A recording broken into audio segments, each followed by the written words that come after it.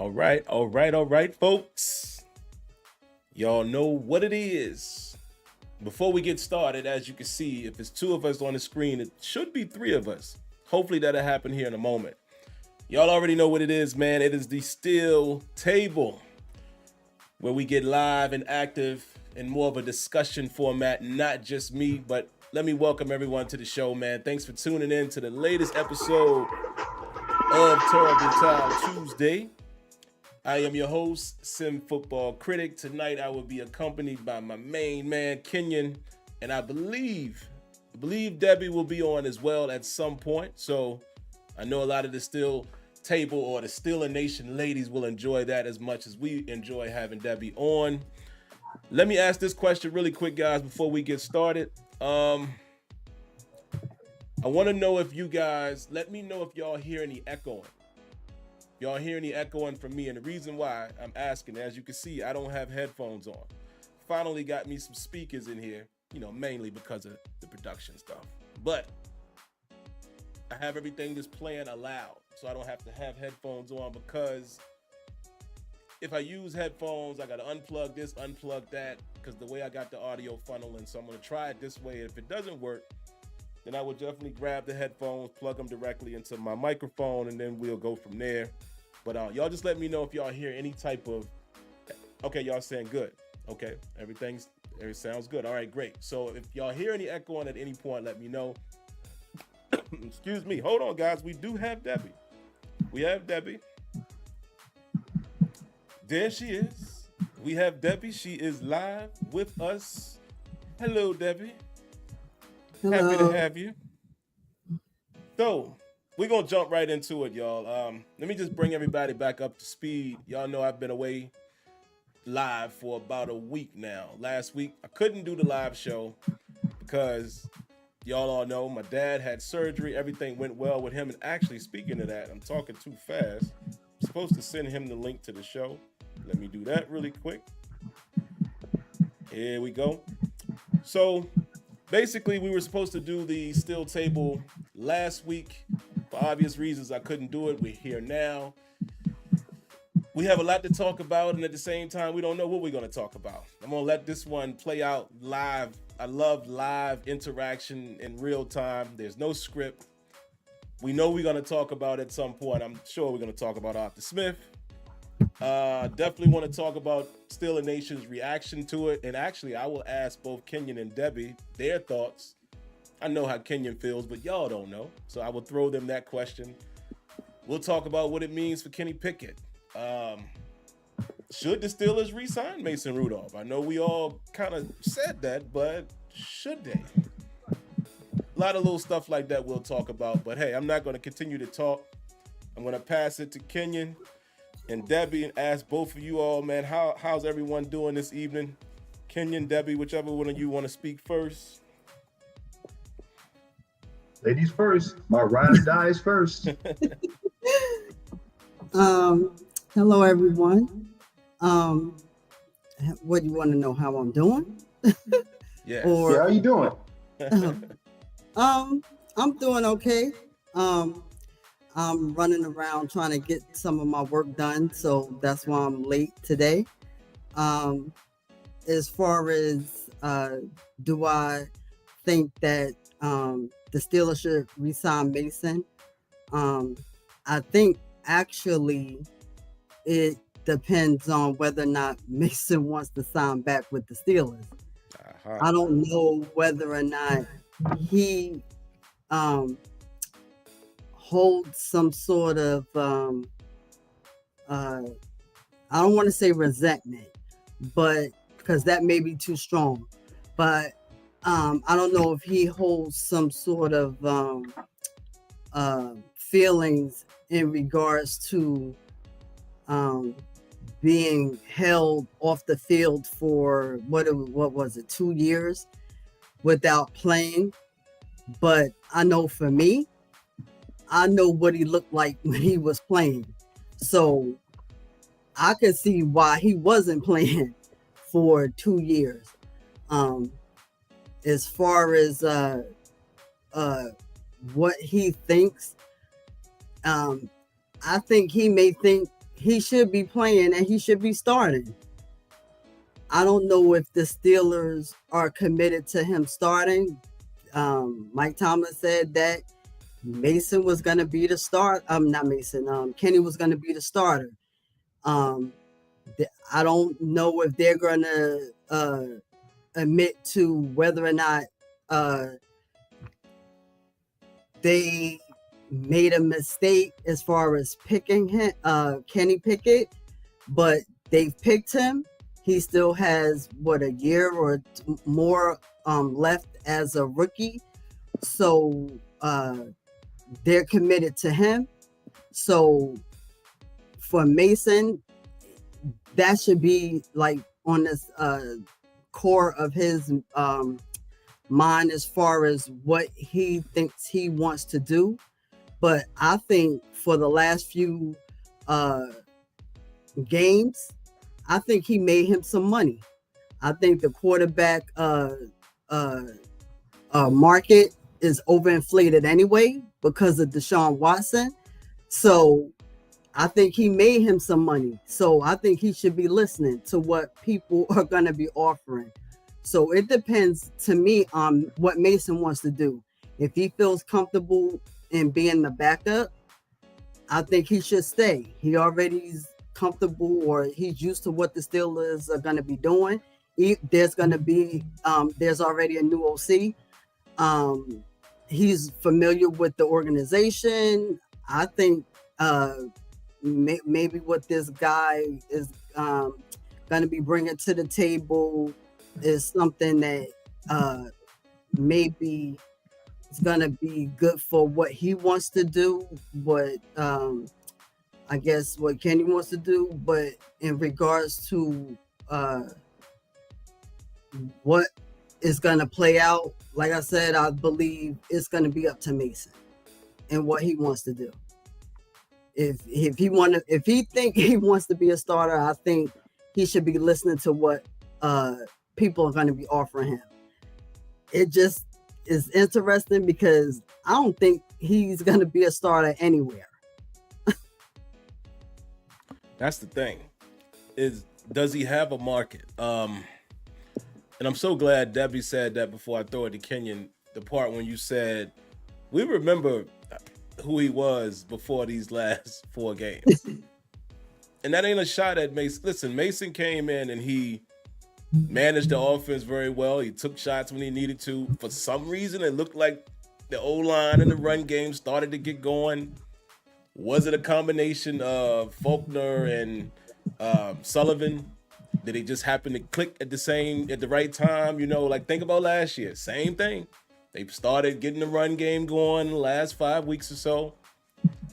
Mason did come in and do some things, but did he do the real question that we have to ask ourselves as Steelers fans? Did he really do so great, or did he just make our offense look functionable? That's the question.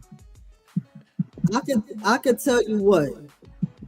One of the last things I remember him doing was almost making me throw something to my TV, because the last thing I saw was a empty set, which I used to get so upset seeing Ben do.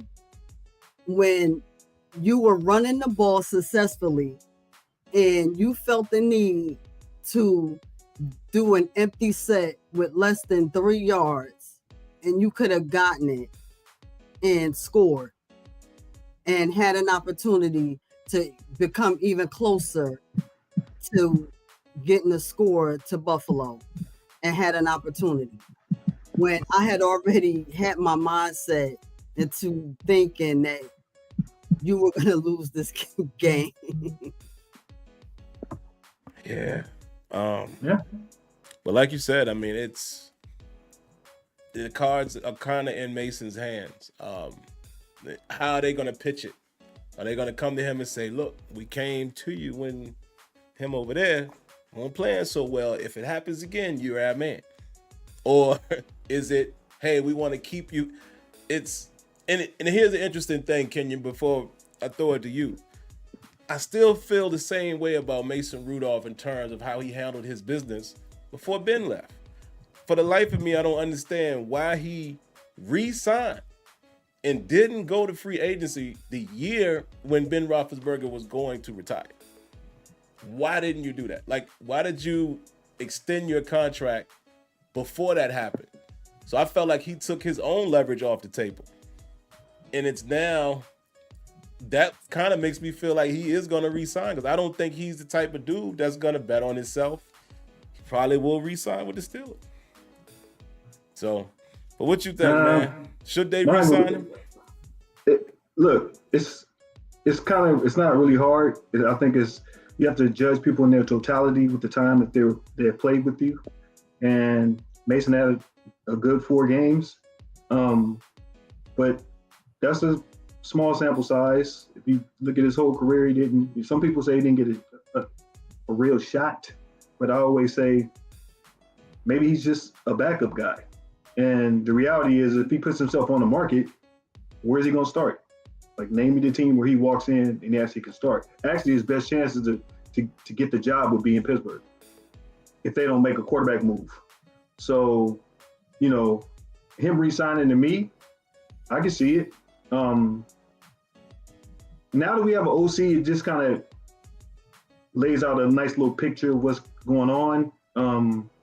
And like I said, I like Mason, but I never looked at him like he would take this type of a step, because when he was with Ben and when he had a shot, he didn't do so well. But it's interesting.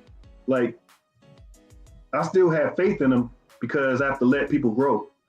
It's interesting how there are people that like Mason now, but there were people that didn't like Mason before when he played and wanted him out of there and wanted, whoever to take over the job. And you have to let people grow and let people fail. And at that moment, you'll know what you have. So I guess I look at Mason the same way I look at Kenny Pickett, who was a first-round pick. I can't really judge him yet because I don't know what he is until we see him with this new offensive coordinator. So after this, we'll have a nice we'll know exactly what Kenny is. There won't be no more, excuses or trying to figure out what's going on with him. We'll know exactly what he is. So if Mason resigns, great. If the Steelers make a quarterback move, we'll see. I'm not going to get too much into prospects today, but the Senior Bowl should have told you something about the quarterback prospects that some people quote unquote thought were going to go high. And I've been saying this before the season. I've been saying this the whole year about quarterback prospects. I said it's the top 2, maybe a top 3, and then after that, there's a drop. And you saw at the Senior Bowl, it's dropped. So, we'll see. I hope they bring Mason back. And I'm just open to whatever they want to do. If they don't believe in Kenny, they'll get a quarterback. I think they want to put pressure on Kenny. They'll draft a quarterback or bring a free agent in and let all 3 of them compete as an open competition. And I'm for that because you need that. Iron sharpens iron. So let's wait and see what happens. And that's all I got to say about Mason. Yeah, man, I don't have too much more to add. I mean, listen, he played well. No doubt, he played well in those 4 games. But we all know his career has been up and down. It's funny because some people will say, "Oh, we never gave him a fair shot." Well, he won't gonna get no shot when Ben was there. Yep. He got a decent shot when Ben went down. He was eventually replaced by Duck Hodges, which then he came back and replaced Duck Hodges. It's like these quarterbacks have made us become prisoners of the moment, which is crazy because most of us ain't really like that. But our quarterbacks have made us do that. We love Mason Rudolph for these last 4 games. We was high on Duck Hodges when he threw that deep cross to James Washington in Cincinnati. I still remember that. And we was like, oh, we got something. It's sad that we have to feel like that about these quarterbacks. But like Kenya said, man, I hope Kenny, we'll see.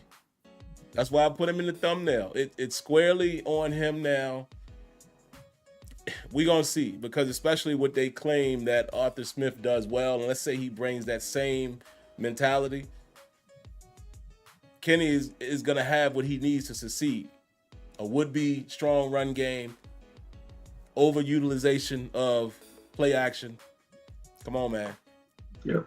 So it's up to Kenny.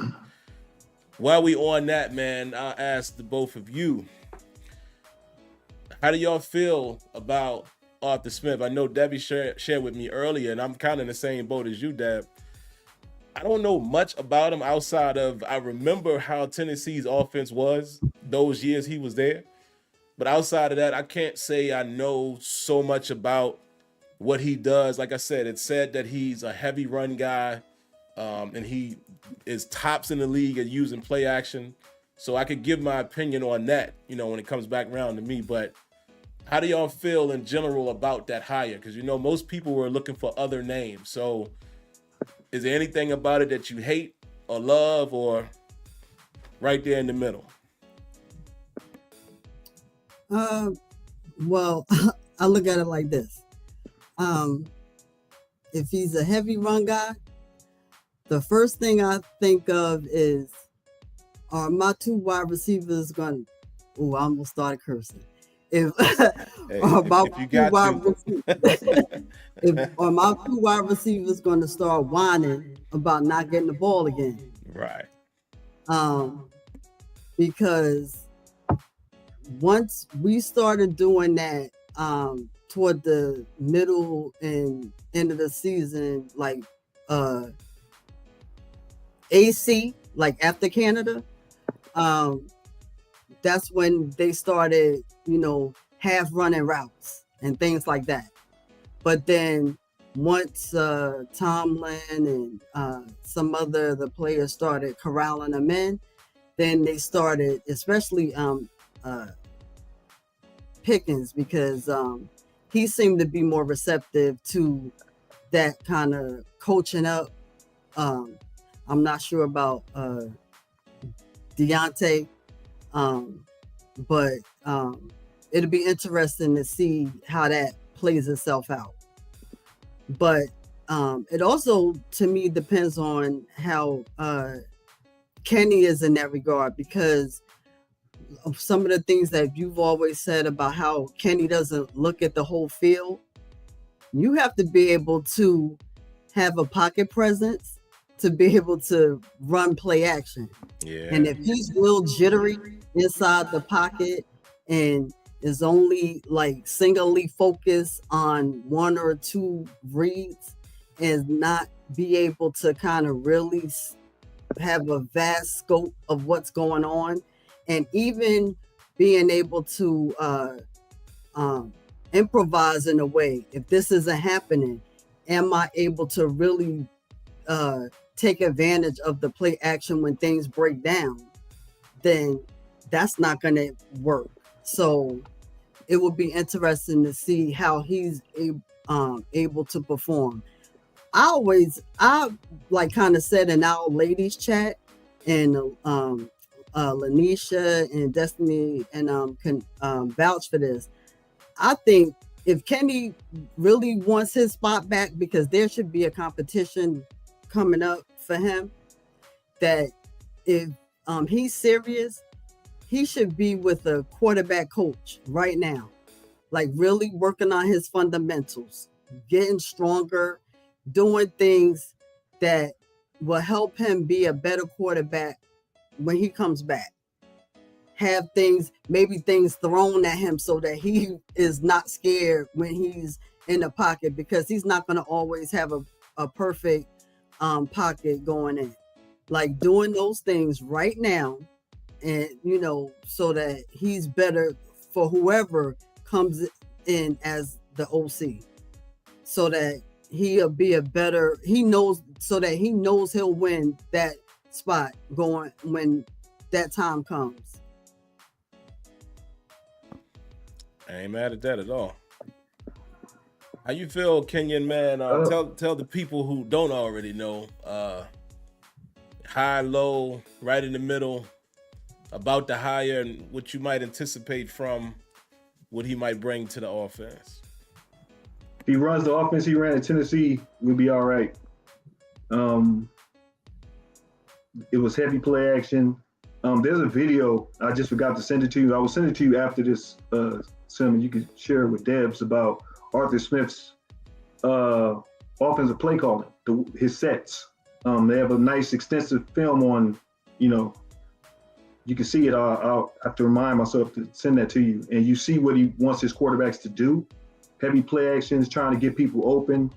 I think Kenny can work in that system. From what especially watching that video, I said, "Oh yeah, he could do that. He could really do that." But I don't have like the offense. The OC for me, when people want splash, it's like, what kind of splash do you want? I mean, the only coordinators you're going to get who have, most people want San Francisco's offense or Miami's offense or the Texans' offense. It's the same offense. It's all a derivative of the West Coast offense that they've just expounded on with RPO. And each quarterback runs it different. Purdy runs it a little bit different than CJ does. CJ runs it a little bit different than Tua does. But they all have strengths. But every offense is not going to be the same. But Arthur Smith is from that tree, which they kind of do the same things. He's just more heavy run. And our personnel is heavy run. If you really look at our personnel, and if the Steelers want to get back to beating up people, which they started to do at the end of the season a little bit with the run game, Arthur Smith's offense is a zone blocking scheme. So that dictates who they may draft. Just be aware of that. It dictates what the Steelers might do at certain positions. You can't get a road grader guy. You kind of got to get a zone blocking guy that's able to work in that system. He likes 2 tight ends. People say that in Atlanta that the offense didn't use certain people right. Well, their tight end isn't really a tight end. He's kind of like a big receiver that you put his hand in the dirt. With the Steelers, he has a big tight end. Darnell Washington is big. He'll use him. Trust me. Yeah. He will use him. So it's a different person. It's different personnel. You have to keep that in mind when you're looking at people's offenses. Sometimes the personnel doesn't fit what they're trying to do. You can't get the guy that you want to get. It affects your offense. So, I'm in the middle. I just want the offense to work and be consistent in the red zone. That's it. If you're consistent in the red zone, I'm good. So I'm kind of like in the middle, but I'm getting a little bit more excited about what Arthur Smith can do. Remember, he had A.J. Brown. A.J. Brown was eating in Tennessee with that play action. He was eating. That's why he in Philadelphia. That's why he got paid. So, you can look at it any way you want to look at it. And it's just kind of what I see. That's how I'm looking at the offense. So I'm positive about it. So I'm kind of mid, trying to getting a little bit more and more excited the more stuff I learn about it. And I can't wait to see what he does with the personnel we have. Will people get less targets? No. He'll utilize GP because GP will be the same thing as Drake London in Atlanta. Same, they're the same. He was using the same way. Pat will get a little bit more. Pat will get some receptions. Pat will get more looks. Deontay, he'll be DJ. He'll get his looks, but I like what I'm seeing. And if they draft in my mind, like in my mind mock from what I've come from recently, if they do what I think they're gonna do, I like what they're doing, and that's it. Yeah, man. It's in case anybody missed the little independent video I did about him. I'll just say it quickly here.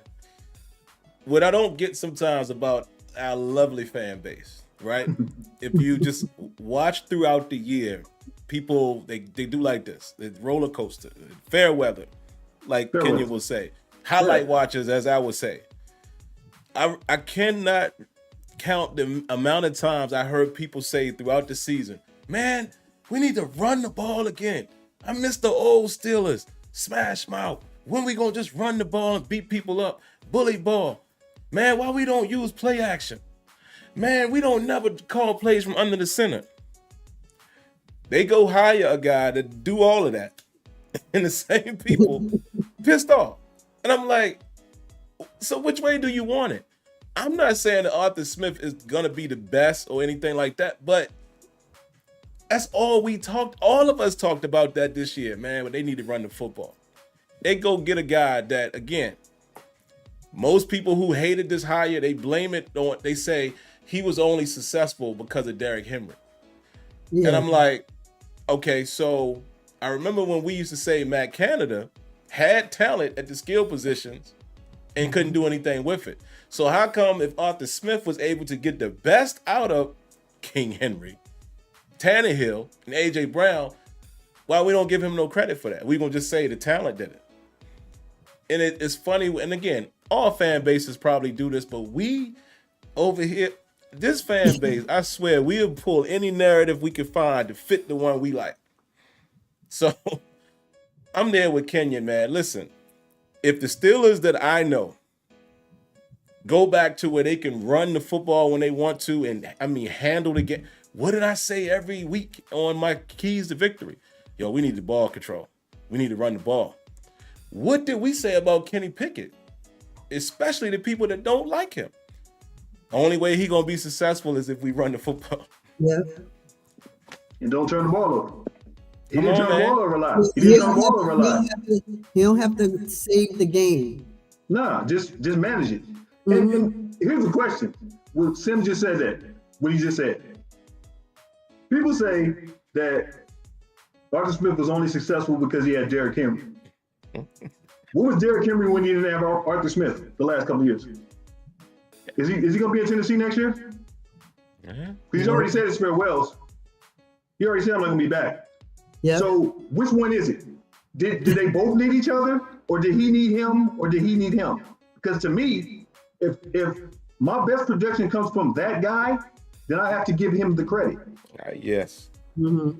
So you can't have it both ways. You know what I mean? You can't if you're gonna dip your toe in the water, dip your toe in the water. You know what I'm saying? Like that irritates me when people do that, because it's almost like you're not even trying to like look at the whole picture. You're just looking at what you want to see. Derrick Henry's a great back. Will go to the Hall of Fame. But Arthur Smith brought out his best seasons. Absolutely.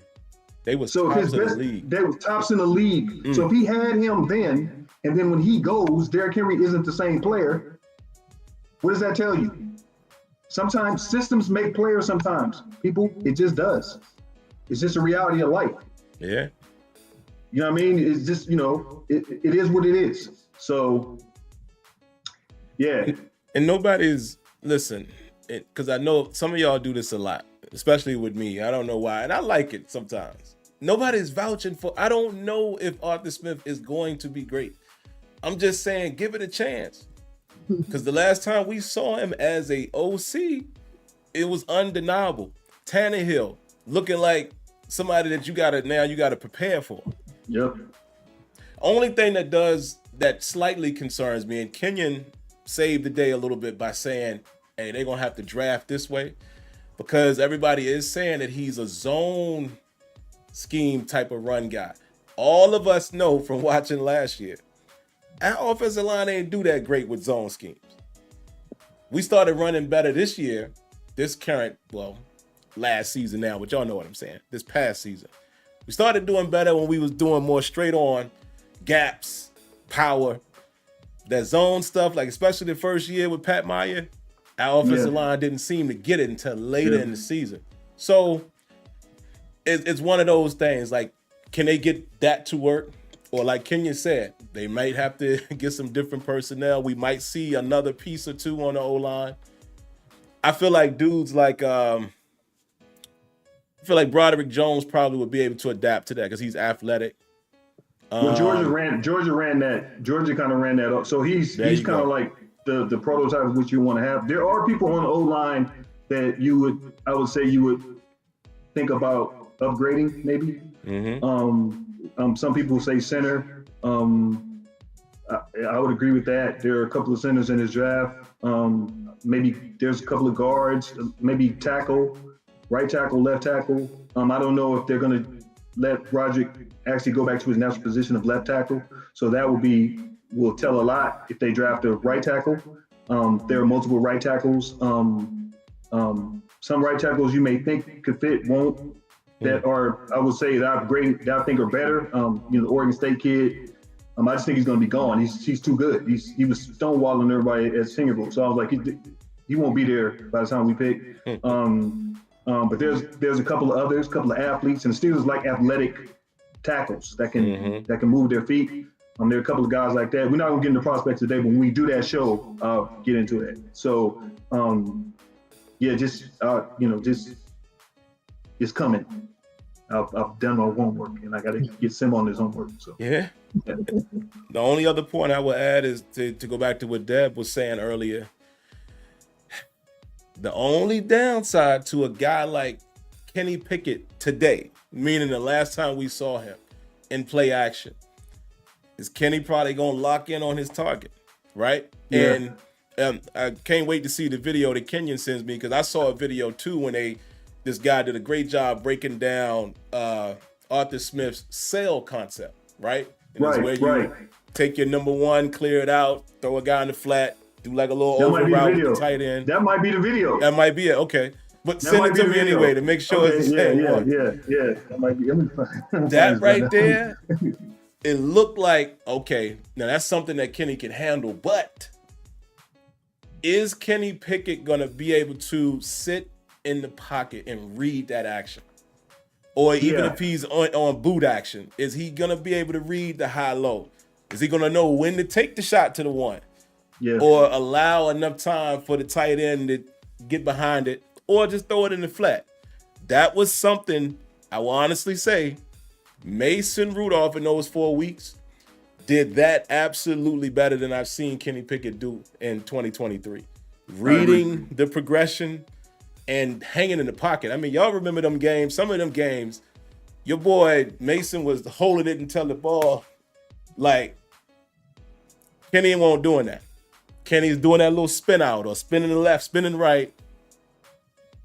That's the only thing that concerns me. Like Kenny, and actually, I'll throw that next question coming to you first, Deb, because that's where I was going next. As far as how do we feel about Kenny Pickett? So I'll give you my quick opinion, and I'll throw it to Debbie. I still think that Kenny, from a talent perspective, and I'm just talking about making a certain throw, being able to throw, using your legs, moxie, approach. Yeah, little stuff like that. I think he has it. My only concern is I need to see him read the field with progressions and such. Even if you have a primary read, because I know every play has a primary, I need to see you read your progressions and see the field, but then his pocket presence. I think if he fixed those things, I think Kenny will be a decent quarterback. I don't know what his ceiling is, but I don't think I've seen him play better than he played in 2023. I think if he can get his pocket presence together, maybe learn that from Mason Rudolph, and start reading the progressions, I think Kenny has talent to be a good quarterback for the Steelers in this, what we're thinking the new system is going to be. But I don't know if he's going to bring that out. I can't answer that part for him, but I'll throw it to you, Debbie. How do you currently feel about Kenny Pickett as of today? Well, first, you guys send me the video so I can see it, and then I'll share it with the ladies in the chat so they can see it. I think I almost don't know. I'm almost like Kenny for me is like Slim Shady. Will a real one please stand up? Because I don't know who he is now, because I kind of watched some Pitt games just to see who he was when we drafted him, because I didn't want a quarterback at the time. And then last year, I kind of got fooled by the preseason. So coming in, what I started to see was like, wait a minute, this is not the guy I remember doing preseason. And then I wasn't sure who or what was happening. Was it what was happening on the O-line? Because we wasn't able to run. We really didn't like what was happening with the offensive coordinator. Was it what Kenny was doing? So it was like everything that could go wrong was going wrong. So I didn't know who was at fault with any of it. So honestly, I don't know who I'm looking at. All I know was what I was seeing I didn't really like. So I don't know who I was looking. I don't know who he is. I just know based on what I was seeing, like you said, he does have moxie. I like a tough guy. I like, him being able. He looks like he has some a little bit of like captain in him where he could lead people, but at the same time, this is what I don't know, because it seemed like at the end when what Mason was doing seemed to be rallying up the troops, and if you will, people started losing faith in Kenny, because you got people coming out, right, which I don't like, because we shouldn't know what's going on that should be going on within the locker room environment. I don't like stuff like that. I shouldn't know what's going on inside the locker room. I shouldn't know what you think about your quarterback. So and then Kenny at the same time doesn't speak to the media when they're asking. You don't do stuff like that.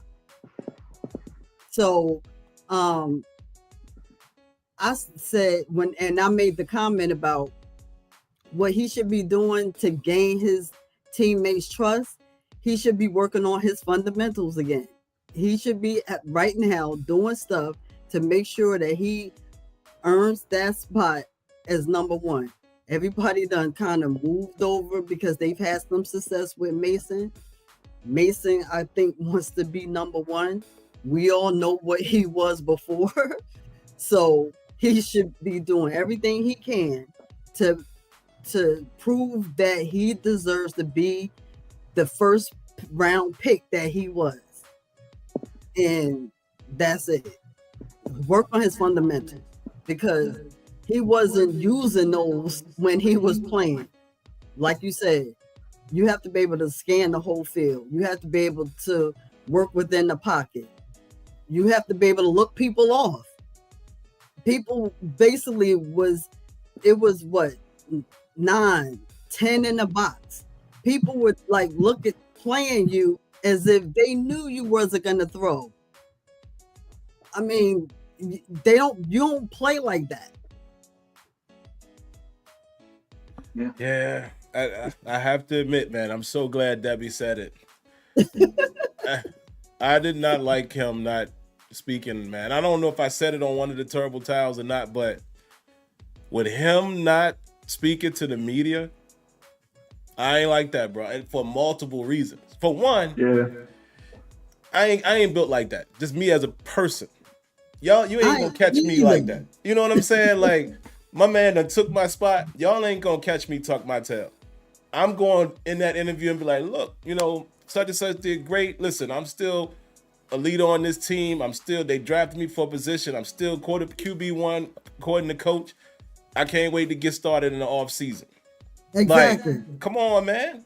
Well, I can't wait till my opportunity comes again. Because that's what you have to say. You have to kind of like, you got to play that game even if you don't want to talk. I'm pretty sure. Look, man, can he get that smoke? So does GP. GP did the same thing. Yeah. Deontay's done the same thing in his career. Not being there you're supposed to be available for the interviews. I understand the concept of not wanting to talk, and sometimes people that ask questions ask you stupid. I was about to say something. They just ask you stupid stuff, and I called myself sorry. Like Tom just walked off. My man. No, I was about to say it. No, I was, but they ask you stuff, and you just want to, you're like, why would you ask that question? Like with Tomlin, to me, he has the best composure I've ever seen, because some of those questions, to ask certain questions at certain times, has to be like, if you had a bubble, like, in the comic books with a bubble come out your head, the words, if you could just put the words that you would want to put in there, like, why would you ask that question? It's just kind of like, that's how you feel. It's like they ask those questions. It's almost like they say, what's my job? Yeah, you could wait 2 days to ask me that question, but no, you got to ask me like right when I get off the field. And it's that type of stuff. But Kenny is at fault for that. To me, Kenny's growth, he kind of got in his head. And Sim pointed this out earlier in the year. He said he's in his own head with some of these plays. He's not himself. Sim may not remember this, but he sent me a video of him at Pitt. and he's showing me all these throws, and he's like, yo, look how Kenny's making these darts, these dimes, these dots. And it's like, why isn't he playing like that? He played like that his first year. Why isn't he playing? And, you know, part of it could be the OC. You don't know what's going on in his personal life. All these are factors in what you're doing. And it's not an excuse because you still got to come out and play. That's your job. That's what you're supposed to do. But I think that it could have been Canada. It could have been partly Kenny. The receivers saying they like Mason, they always like to back up. That's how they are. They always like to back up till the backup comes in. When the backup plays well, they like them. But it's like that lasts until he throws 4 picks in a game. Or that lasts until he does, you know what I mean? He turns the ball over a couple of times. Yeah, so that's with that Kenny, stuff. yeah, that's the definition of fair weathers do that. They're into that. So like what you do is you have to let Kenny grow. If he fails, we don't know what he is. So if he fails, I'm cool. I have no investment to be like, yo, that's my guy. I wanted him to pick him. It's not like that for me. It's like, if he does well, great. If he doesn't, great. We'll find somebody else. But the problem is you're following Ben, and people want to compare you to Ben. And, you know, just like people want to compare you to AB when you come after AB, just like people want to compare people to Hines Ward after Hines. It's always going to be this little, well, you're not him. Everybody is different. They got their own game. They're gonna express themselves their own way. So you can have more talent than somebody. Like, I think GP has more talent than a lot of receivers that people claim to like. Like, he has more gift. He's more gifted than all of them.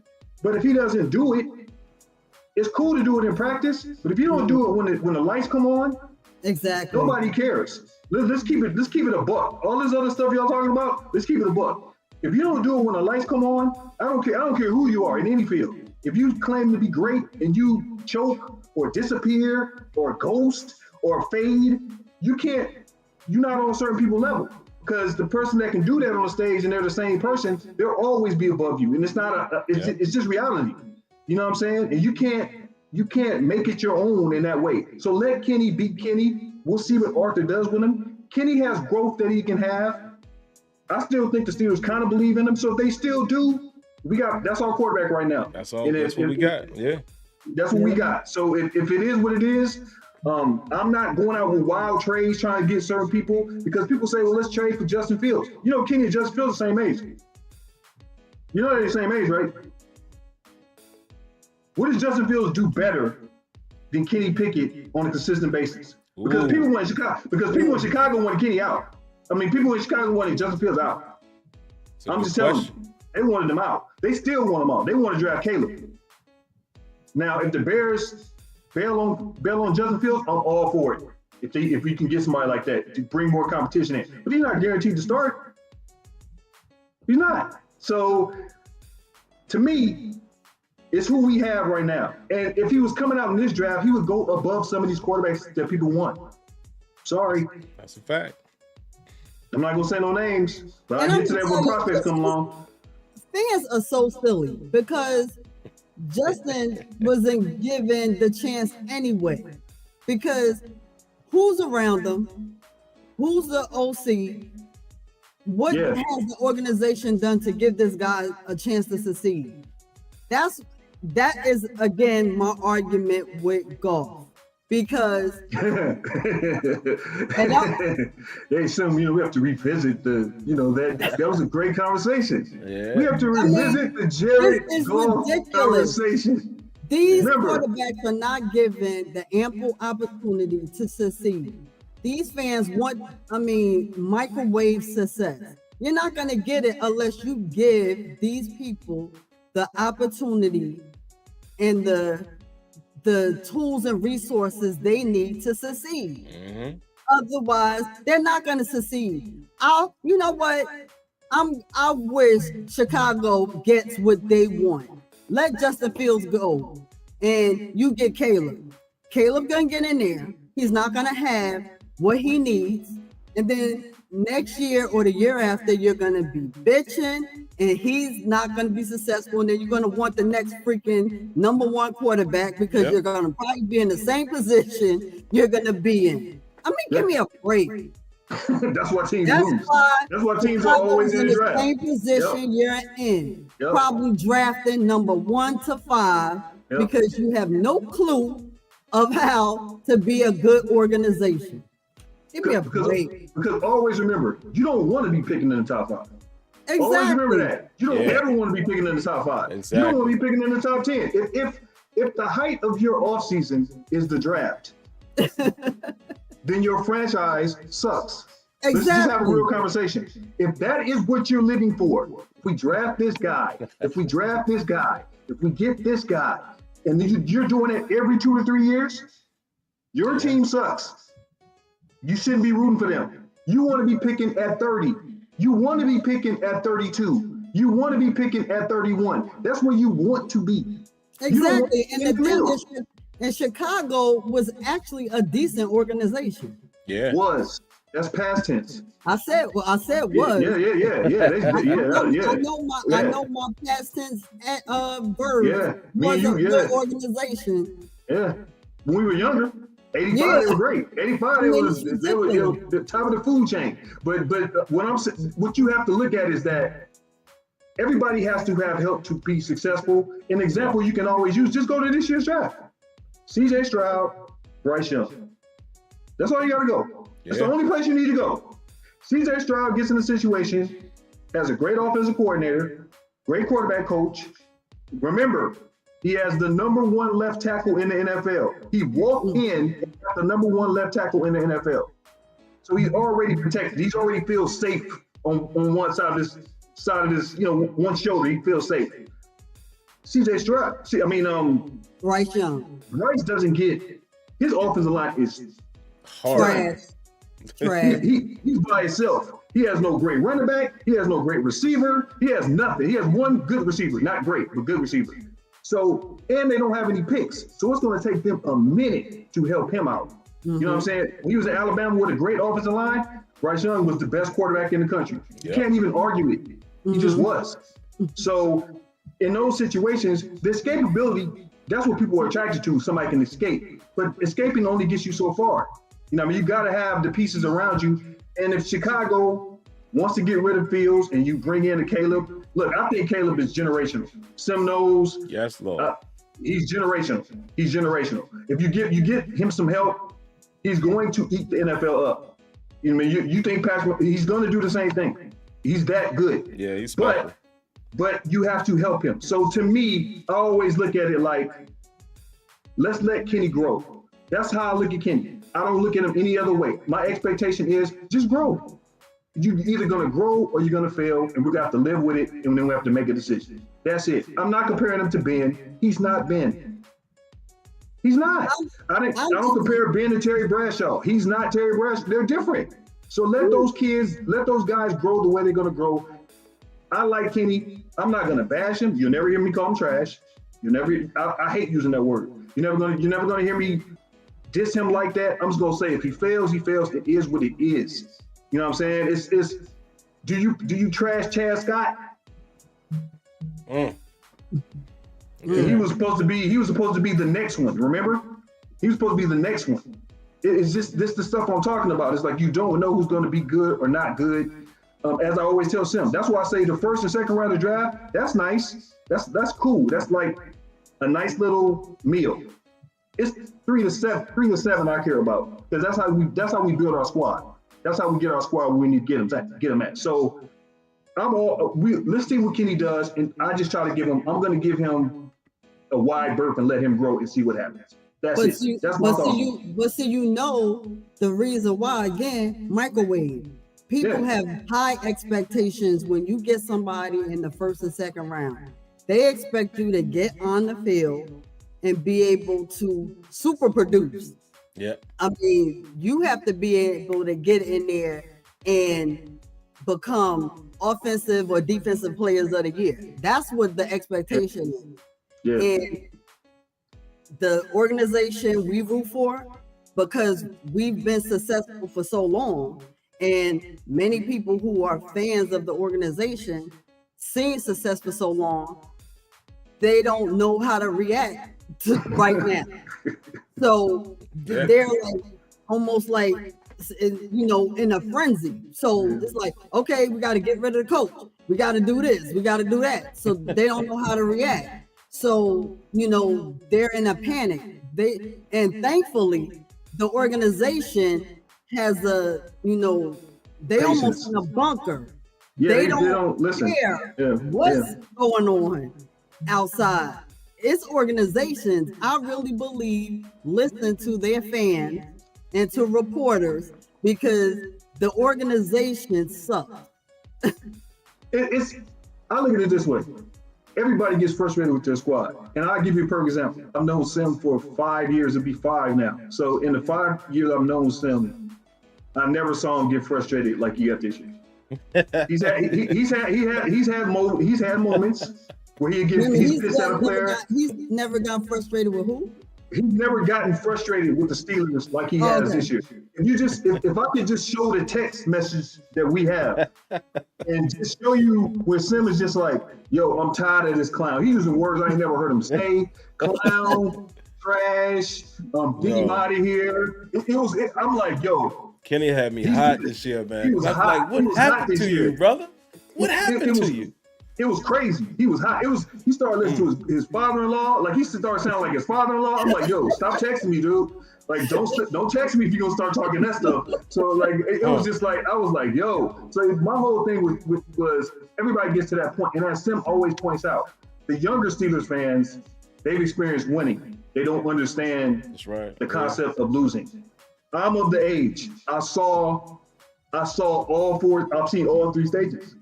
You know what I mean? I know I don't look my age, but I've seen all 3 stages. So for me, you'll never see me get hot like that because I know what it's like when they suck.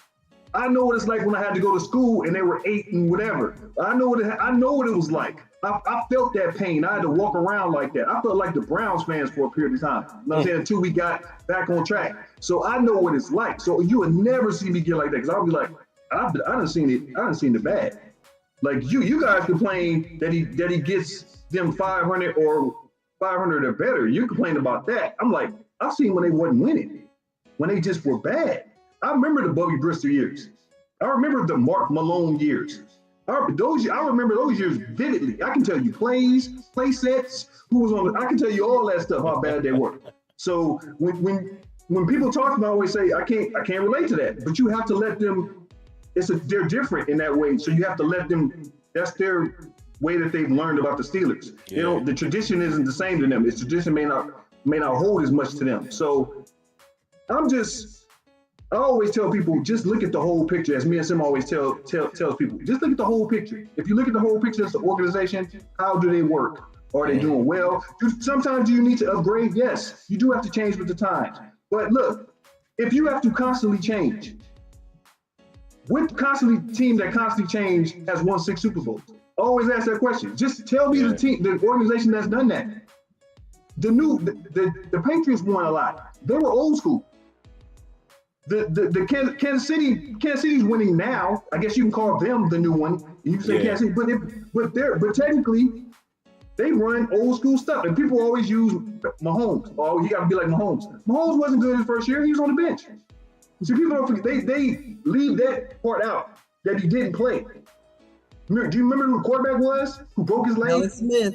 Alex Smith. Yeah. Alex Smith. To the Kansas City said, okay, we're gonna give you the reins, and they built around Mahomes, the right way to do it. So I just tell people, hey man, if everybody gets frustrated, I understand it, but you have to ride. If you don't want to stay on the ride, man, you got to get off, man. Get off, yeah. It's as Thomas says, if you don't want to stay on the ride, you got to get off. It is what it is. So, that's it. That's how I feel about that, man. That's it. I'm cool. Yeah, you can't never get too crazy. Like even what Kenya was saying, like the stuff that we talk about offline, it's like, the thing that frustrated me the most with Kenny is like, yo, I seen you play better. And that's when I was like, I know what it is. He in his own head, man. Yeah. Because he's just not playing the way he played the last 4 or 5 games of 2022. The way he was playing in preseason. It's like almost like he just cut the switch off. It was like, I'm going to revert back to whatever quarterback I hadn't seen. I'm like, what are you doing? And it makes it worse when you look at the 22 and you can see exactly how the play is designed. I'm like, dog, you just not even looking. It's right there. But do you think some of that's Canada? I do. I think, and see, I'm glad you said that, because that's where it gets difficult with the comparison of him and Mason Rudolph. Because what a lot of people won't say either, Kenny's best game this past season was in Cincinnati. Yep. Right after that, he goes down. Mason Rudolph comes in. Who does he play against and kicks it off? Cincinnati. And Faulkner and Mike Sullivan with the reins. Remember, if I'm correct, Canada was still there in that first Canada Cincinnati game, right? Yeah. Canada was there in the first Cincinnati game. No, he wasn't. Still OZ. No, he wasn't. The first Cincinnati game, he wasn't? No, because I remember they said that was the very first time we got 400 yards. That's right. That was their first game. So he had. That's right. Kenny basically got one game with them. Mason Rudolph had 4 games. Right. So it's still kind of there where you can look at it and say, I do believe some of it was Canada, because me and Kenyon and Tony would talk about this every week. Like, yo, there's no way you're telling me he just can't see that. Right, the route combos. I think it was the route combinations. Yeah, route combos bad. He wouldn't attack the middle. He would not utilize the middle. It's so weird when you watch games in NFL and you see what teams do to certain teams. Perfect example, the San Francisco Detroit game that just happened in NFC Championship. Yeah. San Francisco was trying to attack the middle at some point. Because remember, Detroit had taken Kittle out the game a little bit. They were kind of taking him out of the game, so they made the adjustment. That's another thing, the adjustments. Canada didn't really want to adjust. And I guess you put some of that on Tomlin, that Tomlin doesn't want to adjust because you want to, you have to have the ability to adjust, have a plan B, a plan C. But sometimes circumstances of the game will dictate if you can adjust. And even with San Francisco, you can argue they have the 2 best inside linebackers in the NFL. It's probably not even close as far as like they can cover, they can do whatever. If you watch the Green Bay game, they were attacking those linebackers. Yes, they were. I mean, they were eating, they were attacking. And I'm talking about those dudes are supposed to be the elite of elite, and they were attacking them in the middle of the field. So scheme, play calling, all that matters. The quarterback that you have, Jordan Love took a step, and now now he looks like that pick was worthy. He looks like a little mini, like a mini Brett Favre combined with Aaron Rodgers. He has like both of those in him. So all that stuff to me is just, that all matters. So I think that affected Kenny. I think Kenny Canada didn't address the middle, didn't want to throw it in the middle of the spot. He had dudes that could do that. He just didn't want to do it for whatever reason. And Arthur Smith runs the same, it's going to piss Sim off. He runs that little toss sweep, except his works. The one thing you won't see in Arthur Smith offense is the jet sweep. He doesn't like the jet sweep. But that little toss sweep, that's it. And I'm gonna tell y'all right now, because y'all not in the text message. No more plays that start on the line of scrimmage. None. I'm gonna tell y'all, Sim. None. Sim. When we used to run that toss sweep, that's the first text you would get from Sim. Like even the game, whatever the game was, he was like, man, not with Najee. Run it with Warren. If you go run it, toss sweep one more time with Najee. Not Najee, bro. Exactly. It's like, I'm like, yeah, you don't like that play. But I know Arthur Smith runs it. But I agree, he'll run it with Najee. I mean, if you don't run it with Najee, you can run it with. And if you bring in another back, that's like a quick. I think that's what A-Mac was supposed to do that. A-Mac was supposed to do that. That's what A-Mac was supposed to do. But he never could stay on the field. So, yeah, man, it's look, I think Kenny got in his own head. I think Kenny lost confidence, and I think the injuries that add to it, having 3 concussions, that adds to it, because you start questioning, should I play this game? You in your own head, you start thinking about, your mind wanders. So, hopefully this offseason, I think hopefully Kenny is going to work. He probably got a spark lit under him because he's hearing all his criticism. And think about you having to walk around the city and people saying they don't want you to be quarterback, and you going out and just trying to live your life, and hey man, it's pressure. I mean, it's always pressure. But that makes him not talking to the media worse. Yeah, he's human. It's frustration. That's frustration. Of course, we're supposed to do it, but you gotta talk. Yeah, you gotta talk. Hard, you gotta talk. Exactly. But because now he looked like one. It's got to be tough, though. I mean, you get drafted to be the would-be franchise quarterback following Ben Roethlisberger, And you got to be in a stadium where people in there saying Mason Rudolph. Exactly. Like, exactly. But still, you gotta champions keep their head up, man. We gotta see how you bounce back. And let's go back, because Kenya said something, and I totally agree with this. Why do people always want to make whoever it is the last person? Yeah, all Mason, the time. Ben, Kenny is not supposed to be Ben. And might I add, Ben was not, I mean, he's supposed to be a Hall of Fame and all that. Ben had some ish with him too, okay? Ben lost some games for us. Yes, sir. Okay? People have revisionist history. Yep. Or to make their arguments fit their you know, whatever arguments they want to make. Stop with that, okay? I mean, it's getting ridiculous. Yep.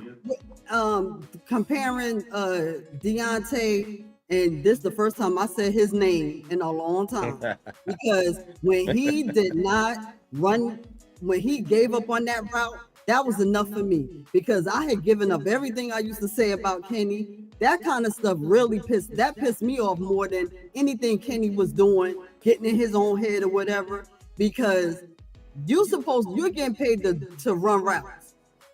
People comparing him to AB and all that. That's no matter what kind of crazy AB does. Yeah, he ain't that's no AB. Something AB never did. So don't ever compare him to AB. AB would never do no stuff like that when he was on the field. He was 110% there. And no matter what kind of routes he can run, best route run and all that other stuff. And I was 10 toes into this. Deontay's hands wasn't always there. Facts. Yeah. Facts. So I don't want to hear jack crap about Deontay in that regard.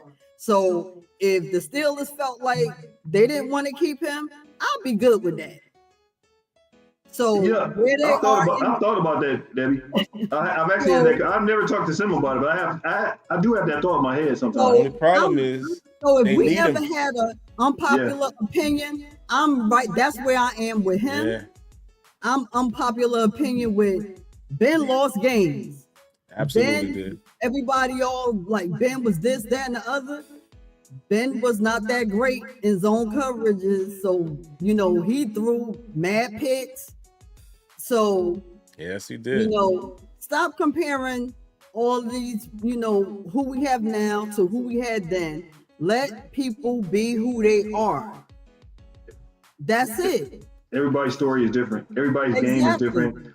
You can't do that. It's just unfair. You get this. Who's gonna be there? You're right. It's unfair. The expectation some people can't live up to it. This is how real. It's just, let's be real. You're not gonna live up to it because you may not be built like that. So like some people aren't built a certain way. They want to live. They want the acclaim. They want the glory. But they're not built that way. And I think that's what you get in certain players. I think Deontay Johnson is a good receiver. I've never called him a great receiver. I think he's one of the top 3 route runners in the NFL. That's the part I think he's elite at. He's elite at that. But I think that there are things that he does that I like. There are things he does that I don't. Mm-hmm. I think Pickens is the same way. I think Pickens has more talent, but I think Pickens has to. It's that put it together part of your career that you have to. Does the light switch go off and you get it? Because some receivers don't. When I watch George Pickens, I say to myself, he got a little Randy Moss in him. And people say, what do you mean? Randy Moss, you can argue, is the most talented receiver in NFL history. He had more gifts than anybody else. He was a 6'4" wide receiver that ran a 4.3 40, which is ridiculous. But he had the hands. Whereas, like an example I would use is you had Martavis Bryant, who ran that same, had that type of speed. He didn't have what Randy had though. Like as far as like what he could do, like kill you like that. But Randy had moments in his career where he did stuff that you said to yourself, "Oh, you quit. You don't want it." Yeah. You know what I mean? You don't want it. Whereas people will say, and I always say that's why Jerry Rice is the GOAT when it comes to that, because he never took a playoff. His routes were always on point. Mm-hmm. He always wanted it. He always wanted to be great. And you know what the difference is? Because Jerry Rice came from where he came from, that small school that nobody wanted. Yeah. Nobody knew who he was, and he came. It's the same thing with Antonio Brown. He Yeah. came in the 6th round. Nobody knew who he was. It's hard to be a number 1, number 2 pick, live up to expectations, exceed expectations, and live with that your whole career, because that pressure is different. And in this society today, the pressure is even worse, because they expect you to play when you walk into the door. That's just facts. Marvin Harrison Jr. is going to be expected to go wherever team he goes to and walk in and be the man. That's just exactly how it's supposed to be. And I think that's exactly what I was saying. And as much as I don't like him, that's how Tom Brady was. Yep. Came from nobody wanted him. That's what Brock Purdy is. That's what Brock Purdy is. He probably didn't. I don't even know what his time was when he ran his 40. Oh my God! What else? We a quarterback, so he didn't really. I mean, it was horrible. I think in the time, and people always talk about with Tom Brady. I was like, hey man, when opportunity knocks, Tom Brady would have never saw the field if Drew Bledsoe didn't get knocked out that game. If he didn't get knocked out that game, we'd have never heard of Tom Brady. He'd have sat on that bench for the next 2 years. Because remember, Drew Bledsoe was the number 1 pick. Yeah. He was the number 1 guy. And Drew was good. Drew was good. Yeah. He was good. So I just always try to look at it that way and try to let players grow or fail. And then at that moment, we can all have a great assessment, a great observation of a player. You know what? After 3 years, you know somebody is after 3 years. I'm telling you, you know who they are. So that's how I look at it. So I'm always gonna live on that side. But some people don't have that patience, and I think it's I can't afford to get riled up for stuff like that. It's just like, nah, man. You know what I mean? Like, the only time you're gonna see me riled up like that, and Sim knows, is if I'm at USC games. Oh yeah, I'll lose it. I'll lose my mind. I'll lose mine over there. I lose my mind all the time over there. So it's just like, you know, Steelers in my squad, die hard. But I have to understand that sometimes it's a process, and sometimes it goes like this. Let's just keep it. It's not always going to be this way. Process. It goes like this. And sometimes it's going to be up, sometimes it's going to be down. It's worse for us because I say it all the time. Some of y'all hate when I say it, but it's the truth. It feels worse because of 17 seasons of not losing. That's why. Because of Mike Tomlin, not the way that y'all say, because he has kept the Steelers in conversation and the fan base included, that's why it feels worse. Because we have not seen a poor season in 17 years. Had we seen one, even a 5-10 like the Ravens that year, 5-11, whatever they was. Had we seen one of those, it might be a little more digestible. Like, okay. But we haven't had the clear moment where we could say, yeah, they rebuilding. Think about it. We saying that now while they 10-7. You know what I mean? Like, and I'm not making no excuse from Tomlin. I'm just saying that's what it is. That's why it's harder for us to stomach it. And see, it's funny because we can laugh at that, but look at the Patriots. They just kicked out a guy that won 6 Super Bowls recently. And the thing is, for me, because I look at organizations, I look at like all the games, all the teams. Now, the owner is talking about being or upset, or fans or whatever talking about how they got rid of Tom Brady too soon or something like that because he went to Tampa and they won. I think a lot of that started because they had Garoppolo. That's who Belichick picked to succeed Brady. Brady didn't like that. And since he had this relationship with the owner, he didn't want his backup there. So they had this thing where they wanted to get rid of him, and that's how he ended up. That's where I guess to me, that's where I think they started to have their where this battle between the owner and Belichick, I think, started. Because I think Kraft and Brady on one side, and Belichick, because Belichick wanted his guy, and Brady didn't want his backup there. So Belichick lost. Garoppolo got shipped off to the 49ers. Brady was still there, and then when Brady's time to re-up him, they didn't re-up him. He goes to Tampa, and then Tampa ends up winning a Super Bowl after that with Arians being there. Garoppolo's at San Francisco. He's doing okay because I think Shanahan is there at the time, so he's able to work him because it's a system. So he's able to work him in the system, but then this joker is getting hurt all the time. So he's not able to play a full season. So when Garoppolo almost got a ring too. Hey, Jimmy, let me tell you something. He almost got one. Jimmy Garoppolo had a nice dating life. Vegas. Just want y'all Hit Emmanuel Sanders. He might have got him a ring that year. He was living life. He missed it. But think about it. Belichick now, once he's gone, he doesn't have a quarterback now, other than I guess the now. Well, he didn't. Huh? That killed him. Well, Belichick's plan always with players was this, and it wasn't like it was a secret. You saw it when watch when they win. He will always get rid of you a year before you were done.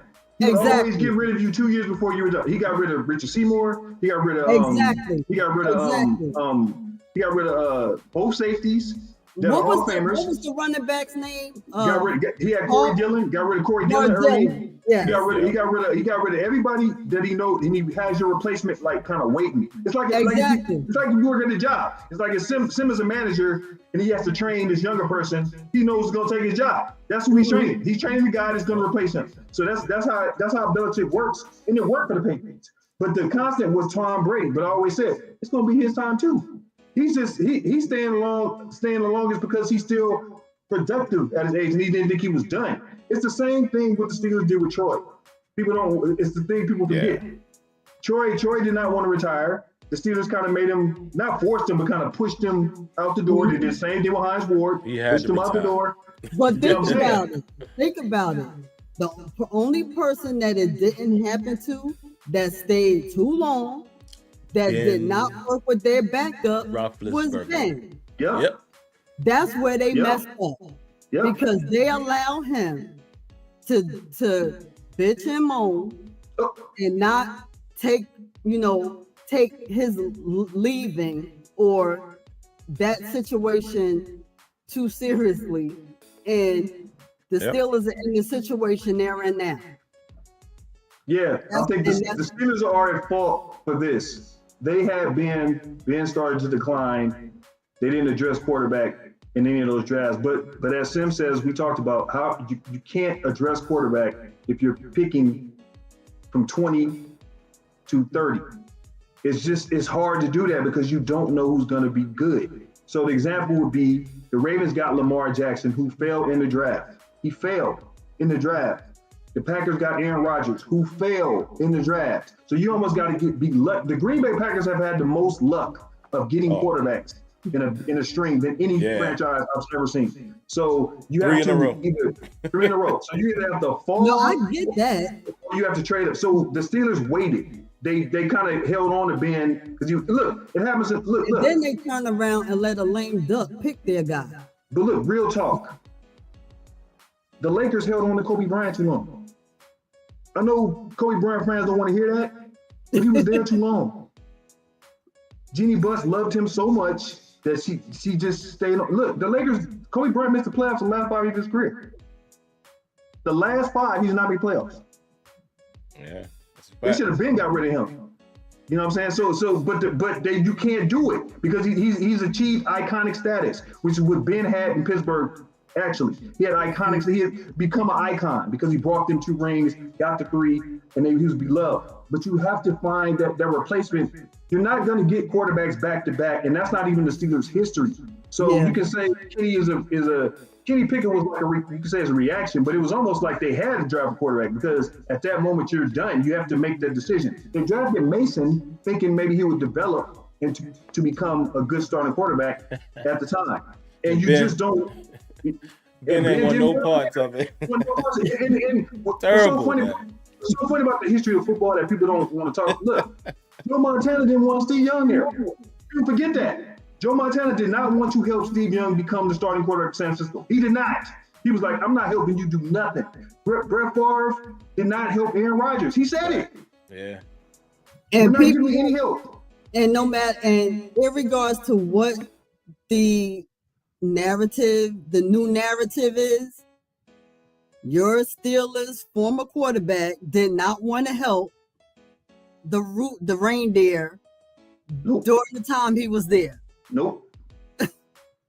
He's like, I'm still a dude. And when you have that, it puts you in a quandary because you almost have to move on in a situation, but you can't. You don't want to, you know what I mean? It's just hard to do that. So, it's one of those things that I'm cool with it, and I think it's kind of one of those things that I think people have to. You have to put that into what you're thinking about when it comes to organization. So for the Steelers, let's be honest, they might not get their next franchise quarterback for the next 10 years. Oh, don't say that. I'm keeping it real.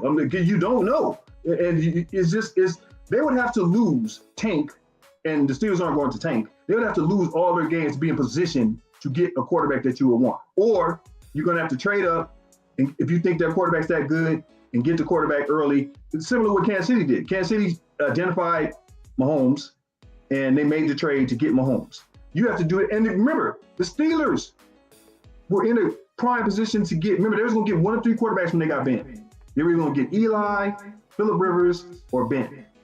I remember that draft. They wanted Phillip Rivers. They wanted Phillip Rivers.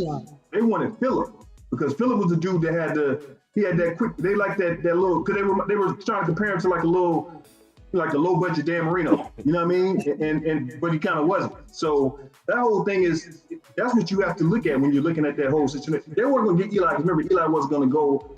He didn't want to go to he didn't want to go because he was going to be in San Diego. Similar to what Caleb may do this year. Caleb may say, I don't want to go to Chicago.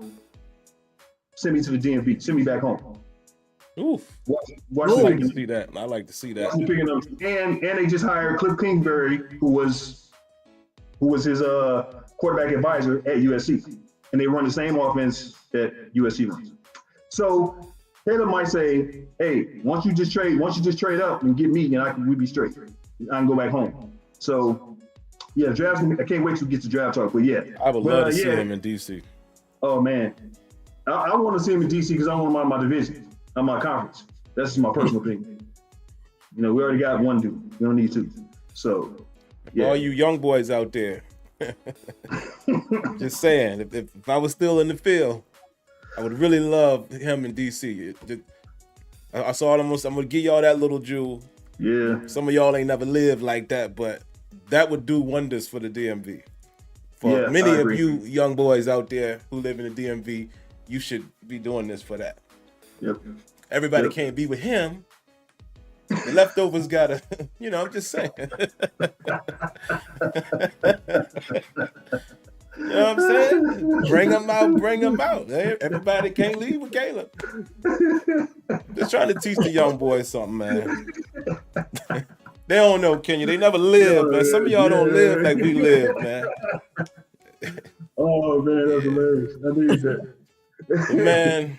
Let's get one last topic in, man, and I gotta wrap this thing up so I can get ready to travel to work tomorrow to the DMV. By the way, last question I'll throw at y'all, and I'll answer it myself first. How do we feel about the Steelers? Well, I don't know if it happened yet, so I could be wrong with this, but I think they either did it or expected to extend Terrell Austin. Whether they did do it already, right? Or they didn't? Yeah. They did. Okay. Yeah. Here's my opinion, man. Listen, there's always going to be times when we can look at the defense and we'll be upset. Y'all, Kenya knows I go crazy sometimes when we just play drop zone and Kenyon's Yeah. always, he's right as well when he said, we can't play man all the time. And you can't. You just got to know how to mix it and throw exotic things out there, et cetera, et cetera. But what you cannot deny, the last few years, and since Terrell Austin has been the guy, the Steelers have been way up there, if not leading the league in turnovers. We haven't been a horrible defense. We've had spots where we got frustrated. We get gashed. Or spot zones killing us. But we haven't been a horrible defense for the last 3 years or so. So I can't necessarily say I'm upset about it.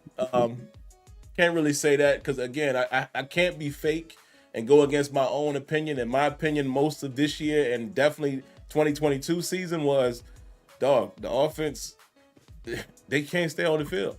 They keep putting the defense out there.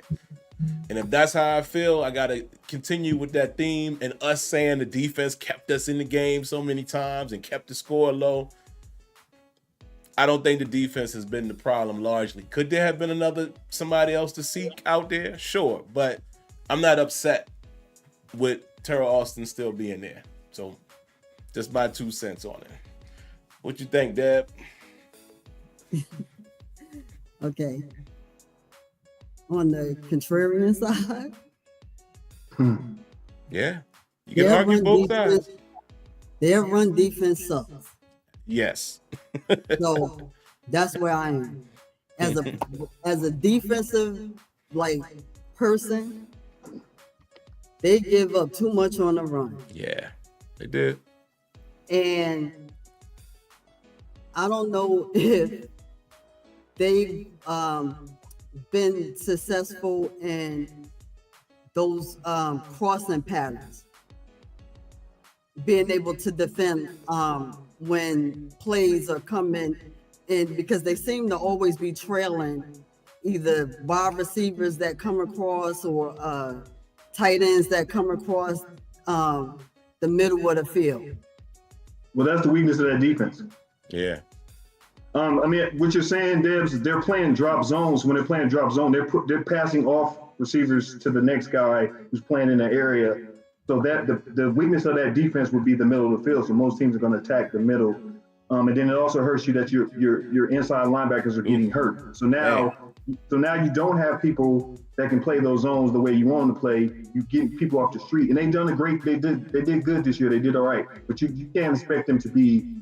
I mean, it kind of handicaps Terrell in a lot of ways because you can't do that, and they have to play more zone because they really only have one man corner. One corner. Yeah. They have one guy that's a man. I'll take that back. They have one man corner and one that's hurt. That will be if he gets healthy, he'll be there next year. So if Trice comes back, then you have two man corners, and they have the kid out of South Carolina who I think they're developing. So that gives them three. So all three of those guys are man guys, but you have zone corners, and I'm not going to get on Levi Wallace today. I'm calling him Levi Wallace because he might not be on the Steelers, so I can call him Levi Wallace. Sim won't. But I'm not going to get on Levi Wallace because he played well the first year, and he kind of fell off this year. But it is what it is.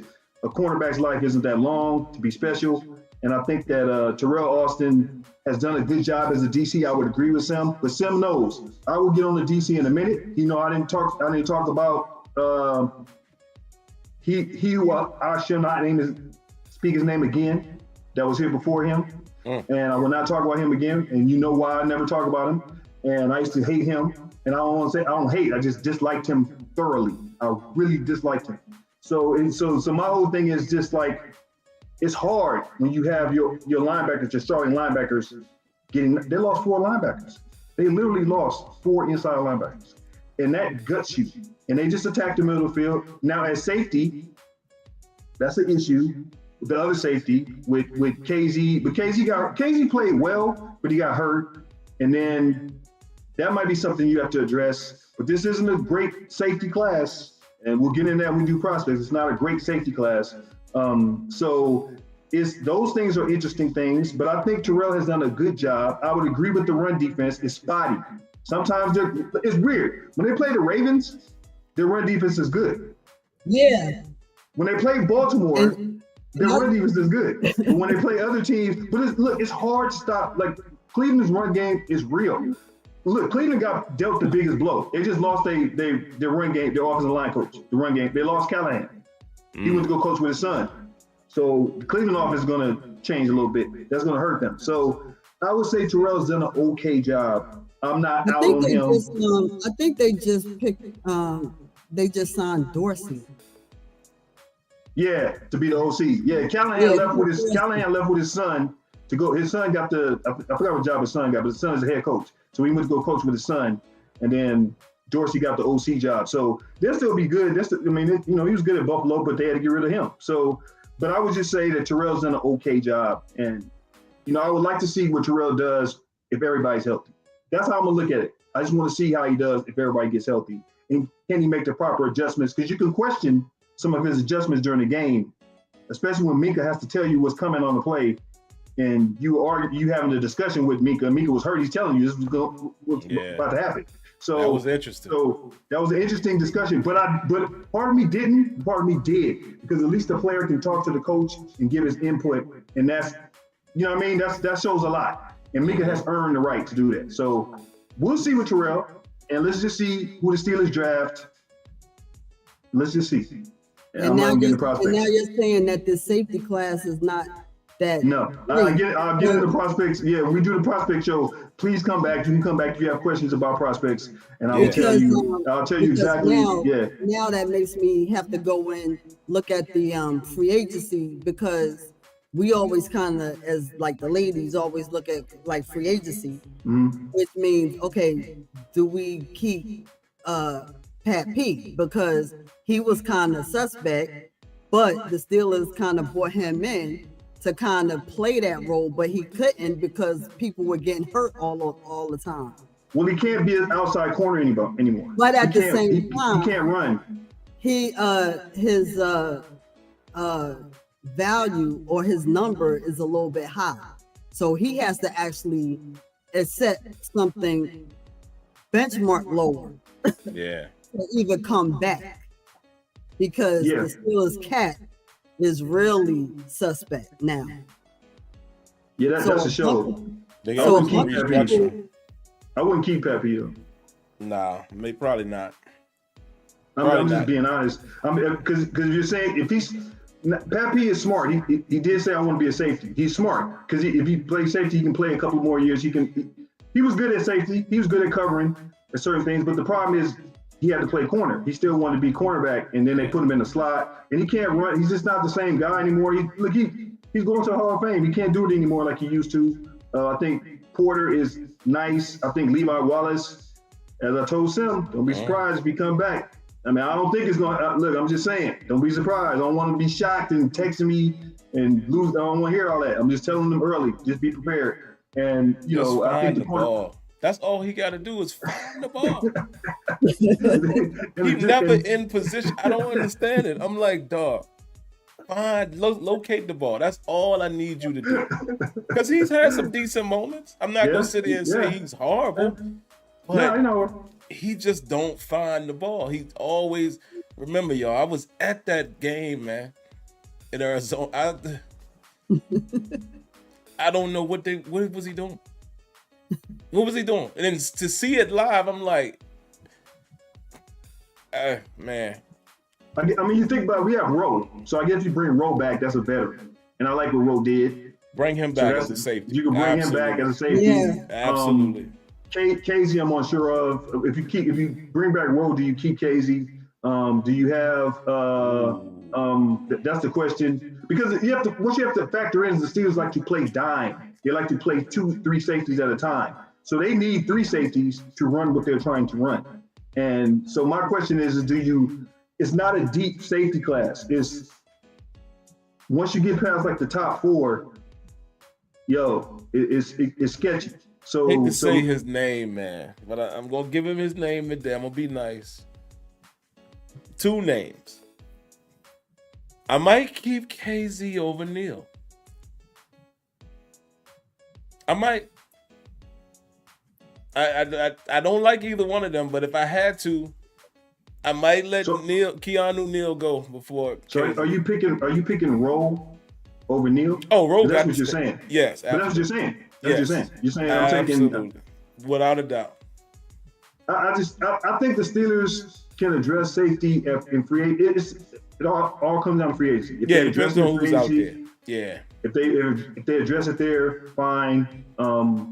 They can draft one. If you find, I just think there's like four that stand out, and I think that they may go first. We'll get into that when draft prospects stuff. I'll get into that. But And they definitely need one, just so everybody understands what we're all talking. They have to get one, draft one, re-sign one, keep one. Somebody has to They got to address that. Yeah. but I don't think. Well, I will say this. I'll give you a draft preview. The quarterback position is not the quarterback position that people want. I don't know if it's that high unless you get somebody that sticks out. There are 2 or 3 that you may not have to pass up on, but the quarterback position is a little bit deeper. So I think you can kind of wait to get the quarterback, especially if you're trying to address O-line, tackle. So that's my little preview when we get into prospects. I'll tell you. But there you go, Deb. You're saying, Deb? No, I was gonna say I was going back to safety, because if the safety draft situation is kind of bleak as far as free agency, right? What are you looking at in the free agency? Because looking at the prospects here, Miles Killebrew, is that somebody? He's an undrafted free agent. Is he somebody? They got to keep Killebrew because he's the special teams guy. Yeah, all them block punts and. He's not an every down safety special teams guy. Well, I'm looking at, he's listed here as a safety. Yeah, I'm saying he's not. They don't put him in the regular. They kind of use him as they use him as like a special team. He's like the gunner. He does all that great stuff. He's excellent in special teams, but I don't know if you want him on the field. Yeah, special teams captain. Yeah. Okay, I'm gonna read you. How is this listed? I'm looking at Over the Cat, because that's the source that I use, and I'm reading it down based on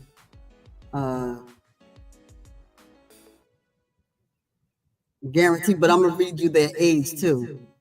They have Micah Hyde, Chauncey Gardner Johnson Jr., Jordan Whitehead, Chuck Clark, Javon Curse, Darnell Savage, Mike Edwards, Tashawn Gibson. Darnell Savage.